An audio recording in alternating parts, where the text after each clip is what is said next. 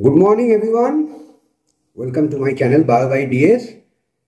আজকে তোমাদের সামনে যে টপিকটা নিয়ে আমি উপস্থিত হয়েছি সেটা হচ্ছে ট্রান্সভার্স সেকশন কাটিং বা ক্রস সেকশন কাটিং।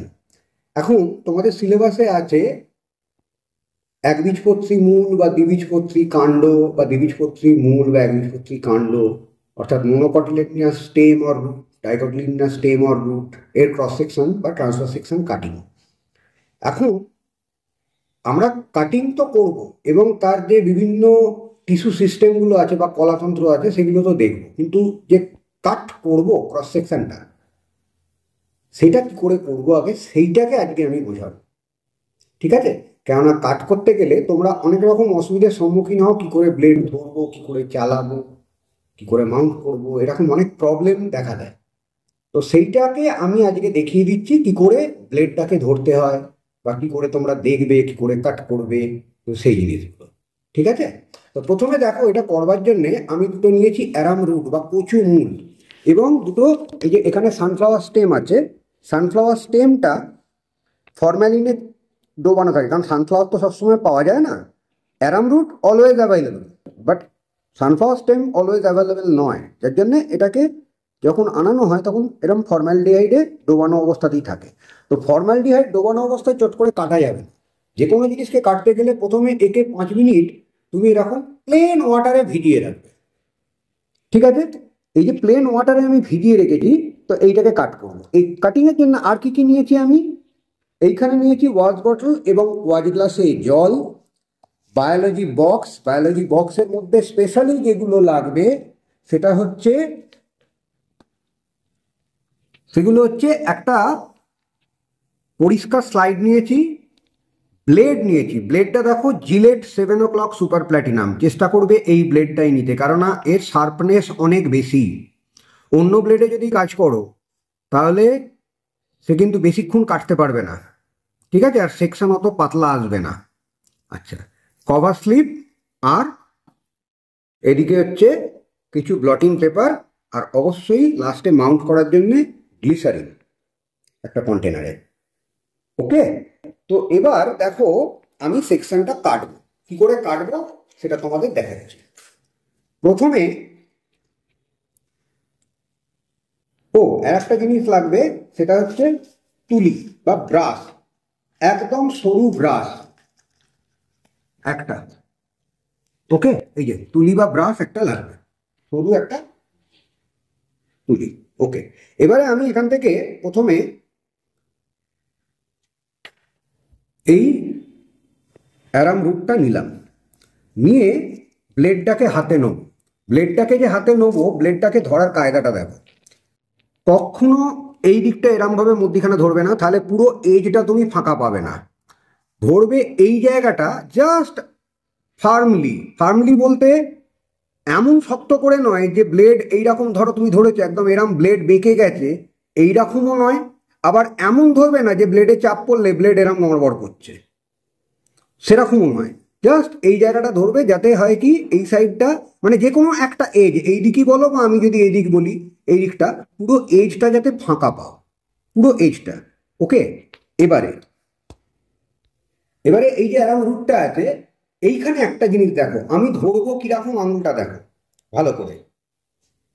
এই আঙুলটা দিয়ে সাপোর্ট থাকবে, আর এই যে রুটটা আছে এই রুটটা একটুখানি আঙুল থেকে উঠে থাকবে, আর এইটা হচ্ছে সাপোর্ট। আর ব্লেডটা আমার এই যে আঙুলের ওপর এরম করে ধরলাম, এর ওপর দিয়ে ব্লেডটা জাস্ট এরাম যাবে, মানে এইটা ব্লেডের সাপোর্ট।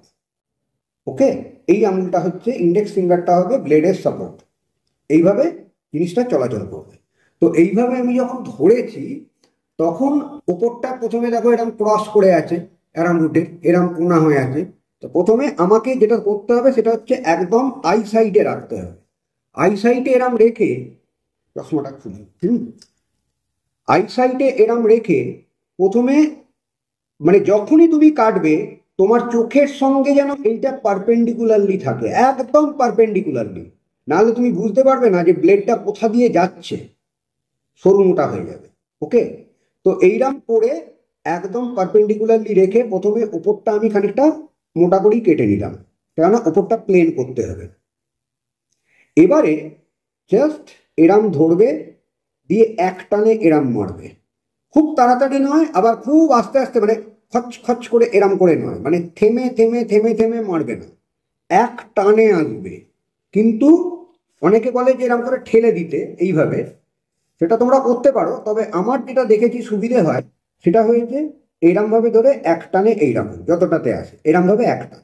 তো এইরকম, এই দেখো এই আঙুলের ওপর একটা সাপোর্ট রইলো, ব্লেড এইটা একটু উঠে রইলো যাতে আমি দেখতে পাই। এরকম করে পারপেন্ডিকুলারলি রাখার কারণটা হচ্ছে আমি দেখতে পাচ্ছি যে কতটা নিচ দিয়ে, এই যে এরম রুটটা উঠে আছে আমার ডগা, মানে আঙুলের ডগা থেকে একটুখানি, তার কতটা নিচ দিয়ে ব্লেডটা যাচ্ছে। ঠিক আছে, তো এইরকম আমাকে কাটতে হবে, আমি ক্রস সেকশন কাটছি।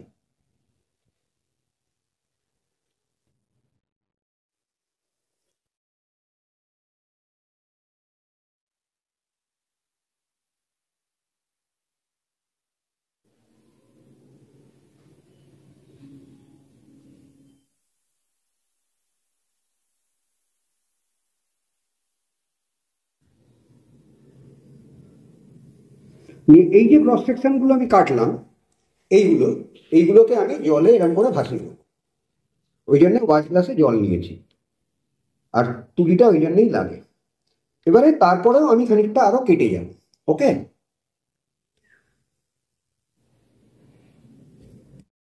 সেকশন কেটে নিচ্ছি, এক টানে পড়বে কিন্তু, হ্যাঁ, যত পাতলা হবে তত ভালো। এবার দেখো, ওইগুলোকে আমি যেগুলো ক্রস সেকশনগুলো কাটলাম সেগুলোকে জলের মধ্যে ভাসিয়েছি। এর মধ্যে কিছু দেখো এইরকম টুকরো টুকরো আছে, এই টুকরো টুকরোগুলোকে আমি নেবো না। আর কিছু আছে ডুবে, একদম ডুবে গেছে, সেগুলোকেও আমি নেবো না। আমি কোনগুলোকে নেবো? যেগুলো ওপরে ভাসছে এবং মোটামুটি ট্রান্সপারেন্ট, অর্থাৎ তার মধ্যে দিয়ে তুমি মোটামুটি নিচের টেবিলটাকে দেখতে পাবে। তো সেই রকম কিছু সেকশন আমি এই তুলিতে করে নেবো, এইরকম ব্রাশে করে নিয়ে এইরকম এতে জল শুদ্ধ রাখবো। ওকে, আমি কিছু সেকশন এরকম 3, 4, 5টা সেকশন তুলে নেবেন। আর যেগুলো মোটা সেগুলো তোমরা দেখেই বুঝতে পারছো এটা অনেক মোটা হবে, তার কারণটা এটা দেখো সাদা ধপধপ করছে। এত সাদা ধপধপে হলো মানে হবে না। যেগুলো কাঁচের মতো পাতলা হবে সেইগুলো, মানে ট্রান্সপারেন্ট হবে।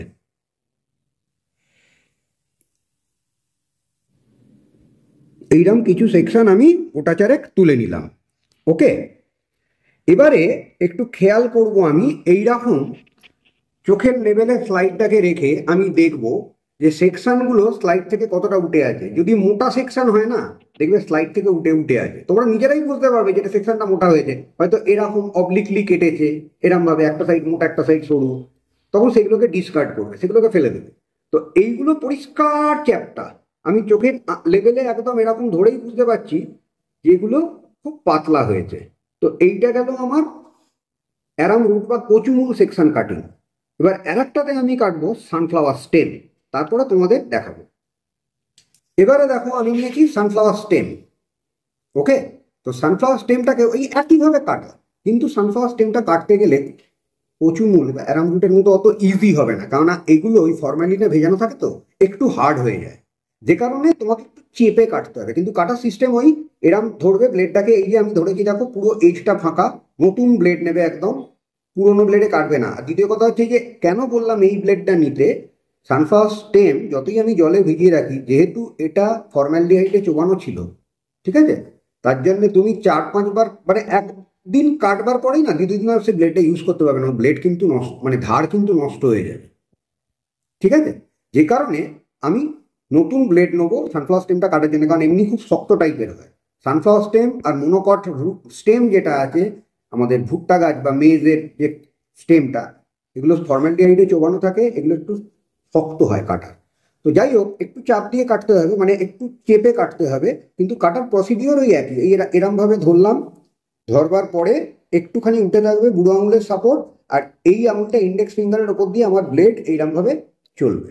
ওকে, কিন্তু ধরবো এইরকম আই লেভেল। প্রথমে ওপরটা একটুখানি আমি কেটে নিলাম এরকম করে, নিয়ে ফেলে দিলাম। তার কারণটা হচ্ছে এক লেভেল হয়ে গেলে হবে না, মানে এক মানে যদি এবড়ো খেবড়ো থাকে ওপরটাতে হবে না, তো ওই জন্য এবারে জাস্ট এই লেভেলে ধরেছি, নিয়ে এই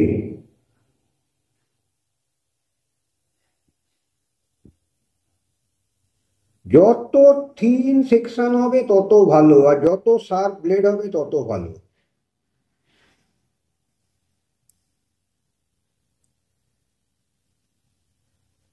নিয়ে এইগুলো আমি ভাসাচ্ছি।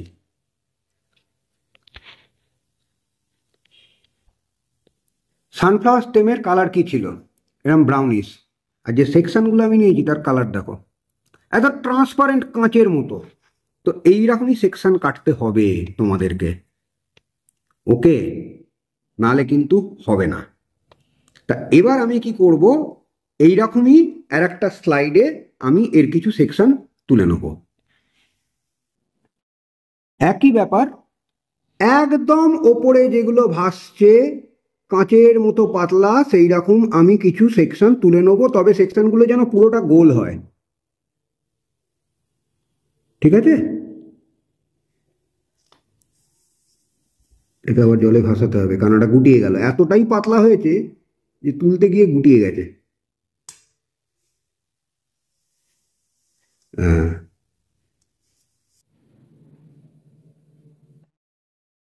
তুলির গা থেকে ছাড়তেই চাইছে না। হয়েছে।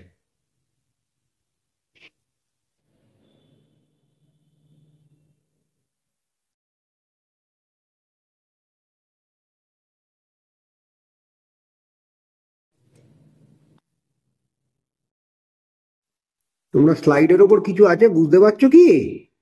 পারবে না। তার কারণটা হচ্ছে ওইটাই হচ্ছে থিন সেকশন।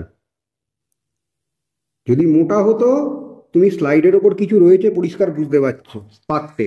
দেখো তো স্লাইডের ওপর কিছু আছে বুঝতে পারছো কি? মনে হচ্ছে জলের ড্রপ, কিন্তু তার মধ্যেই সেকশন আছে, ওকে? হ্যাঁ, চশমাটা খুলে রাখলাম এই জন্য যে আমার চোখের পাওয়ারের একটু প্রবলেম আছে, ওই জন্য চশমা পরে আমার কাটতে একটু অসুবিধে হয়, ঠিক আছে? ওটা কোনো ব্যাপার নয়। তো এইরকম করে আমি প্রথমে এইগুলোকে নিয়ে নিলাম। এবারে যেটা করতে হবে সেটা হচ্ছে তোমাদের এই জল থাকা অবস্থাতেই একবার মাইক্রোস্কোপে দেখে নিতে হবে যে কিরকম লাগছে। যদি দেখো পরিষ্কার এসছে, তারপরের প্রসিডিওর তারপরে, ওকে? তো আমাদের প্রথমে, এটা সানফ্লাওয়ার স্টেম আছে, এটা অ্যারামরুট আছে, দুটো। আগে আমাদের দেখে নিতে হবে মাইক্রোস্কোপে, মানে আমিও যেটা করবো আগে এই জল শুদ্ধ অবস্থায় মাইক্রোস্কোপে দেখে নেবো যে কিরকম কোন সেকশনটা এসছে, কোনটা নেবো আর কোনটাকে ডিসকার্ড করবো, ঠিক আছে? ফেলে দেবো, কোনটা আমার লাগবে না। তো সেটাকে আগে আমাকে মাইক্রোস্কোপে দেখে নিতে হবে, ওকে?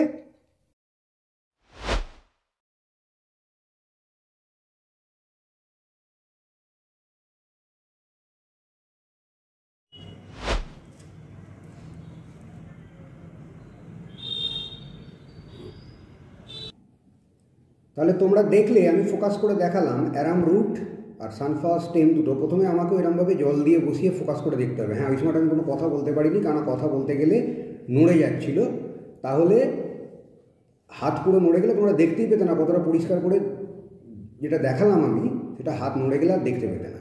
ওই জন্য আমি কোনো কথা বলছিলাম না, কিন্তু সেটা তোমরা দেখতে পেলে ওখানে যে পরিষ্কার দেখা যাচ্ছে, অর্থাৎ এই যে কাটিংটা আমি করলাম এইখানে তো পরিষ্কার দেখা গেল। এবারে দেখো এই যে আছে দুটো, একটাতে অ্যারাম রুট এবং একটাতে তোমার সানফ্লাওয়ার স্টেম, এর ওপরে কিন্তু জল আছে। তাহলে এবারে নেক্সট স্টেপ হচ্ছে আমাদের মাউন্টিং। মাউন্টিংয়ে কী করতে হবে? প্রথমে এই জলটাকে কিচ্ছু না, এখান থেকে ব্লটিং পেপার দিয়ে জাস্ট এইটাকে আমাকে শুষে নিতে হবে, পুরো জলটা, একটু জল যেন না থাকে, পুরো জলটাকে আমি ব্লট করে নিচ্ছি। জল থাকলে হবে না।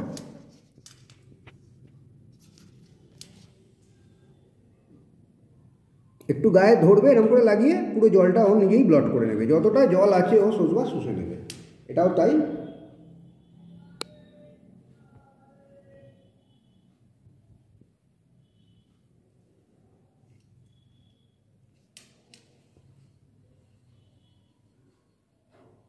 জল যেন একদম না থাকে, ওকে? এবারে দুটোর ওপরে ঠিক স্পেসিমেনটা যেটা আমি নিয়েছি ক্রস সেকশনটা, তার ওপরে আমি 1 ড্রপ করে গ্লিসারিন দেবো।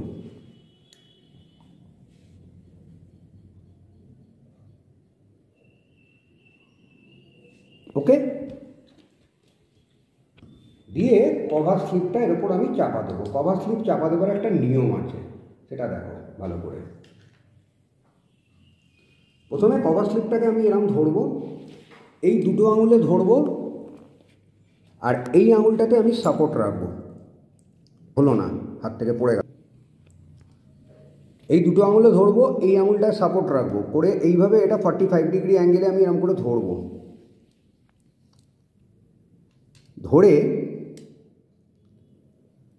এই যে সূঁচটাকে দিয়ে এরম রাখবো, নিয়ে আলতো করে ফেলবো, সূঁচটা আস্তে আস্তে এর সাইড থেকে সরিয়ে নেবো। দেখো আস্তে আস্তে টেনে নিল, ভেতরে কোনো বাবলস থাকবে না। হ্যাঁ, আগেরটা এখানটা একটু গন্ডগোল করেছে, হাত থেকে পড়ে গেল। তোমাদের দেখাতে গিয়ে অন্যমনস্ক হলাম, হাত থেকে পড়ে গেল। তো এইটা যেটা হলো, এর ভেতরে কোনো বাবলস তুমি আর দেখতে পাবে না। ওকে, তো দ্যাট ইজ মাউন্টিং। এটা খুব কেয়ারফুলি করতে হবে। মানে ওটা আমার পড়ে গিয়ে একদিক থেকে ভালো হলো, তোমরাও যখন করবে কষাসলি কাজটা করবে, মানে একটু অন্যমনস্ক হবে, হাত থেকে ঝপাং করে কভার স্লিপটা পড়ে যাবে, ভেতরে বাবলস ঢুকে পুরো জিনিসটা নষ্ট হয়ে যাবে। এটা একদিক থেকে তোমাদের মানে যা হয় ভালোর জন্যই হয়, হয়তো ওটা পড়ে গিয়ে আমার হাত থেকে ভালোই হলো, সেটা তোমাদের আমি বলতে পারলাম। হ্যাঁ, তবে হ্যাঁ, লো পাওয়ার মাইক্রোস্কোপে বা লো পাওয়ারেই দেখেছি আমি, কিন্তু সিম্পল মাইক্রোস্কোপে এগুলো দেখে কোনো লাভ নেই। কেননা যখন ওই জলের মধ্যে ভাসছিল, মানে ওয়াচ গ্লাসের মধ্যে জলের মধ্যে আমি জিনিসগুলো ভাসিয়েছিলাম, তখনও তোমরা দেখলে যে গোল স্ট্রাকচার। তুমি সিম্পল মাইক্রোস্কোপেও তার থেকে বেশি কিছু দেখতে পাবে না। তোমাকে যেটা আমি একটু আগে ফোকাস করে দেখালাম, that is in compound microscope. তবে হ্যাঁ, লো পাওয়ারে, ওই হাই পাওয়ারে দেখলে আবার অনেক কিছুই, মানে ওই যে একটা স্ট্রাকচার সেইটা পুরোটাও আসবে না হাই পাওয়ারে, পুরোটাই হেঁটে যাবে। মানে তোমরা কোনটা কী দেখছো তখন অত বুঝতে পারবে না। ওকে, তাহলে লো পাওয়ারে, হাই পাওয়ারে 10x10 ফোকাস করতে হবে। সিম্পল মাইক্রোস্কোপেও নয়, হাই পাওয়ারেও নয়। ওকে, তো এই হচ্ছে মাউন্টিং।